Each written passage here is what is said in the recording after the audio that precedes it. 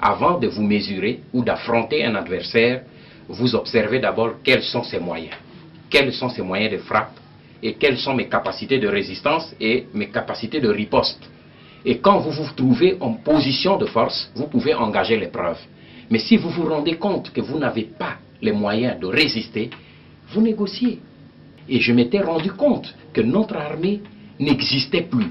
Pour la simple raison que j'ai été moi-même ministre de la Défense et responsable de sécurité. Donc je suivais de très près ce qui se passait du côté de l'armée.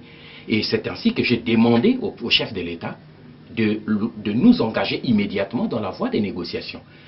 Le gouvernement n'a pas accepté cette voie parce que le gouvernement avait une autre thèse. Le Rwanda et l'Ouganda étant des agresseurs, il n'est pas question qu'on négocie avec eux tant qu'ils occupent notre territoire.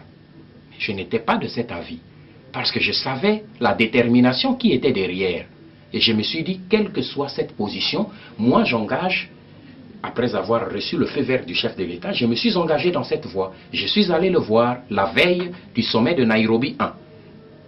Et je suis arrivé à Kampala, où j'ai vu Museveni, et nous avons commencé les discussions, et il a accepté, Kagame a accepté, il est arrivé. Mais ils ont dit, voici nos raisons pour lesquelles nous nous battons. Sur ces points-là, si nous nous entendons, je crois que nous pouvons arrêter la guerre. Et en examinant ces points que je publie dans le livre, j'ai vu qu'il y a beaucoup de points sur lesquels on pouvait facilement tomber d'accord.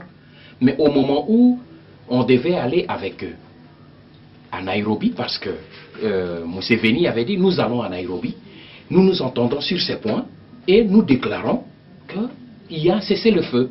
Et nous entamons directement des discussions. Mais il y a eu pression, le chef de l'État m'a téléphoné, il dit le gouvernement est catégorique, si vous mettez les pieds à Nairobi, eh bien vous allez être interpellé au Parlement pour haute trahison. Parce que le gouvernement a décidé de ne pas négocier avec ces deux pays, vous engagez des négociations, vous serez interpellé. Alors, je me suis excusé auprès de ces deux chefs d'État en inventant la raison que le président Mobutu m'avait donnée de documents publiés par les Américains et qui faisaient pression au Parlement et tout, et je suis rentré. Voilà le blocage.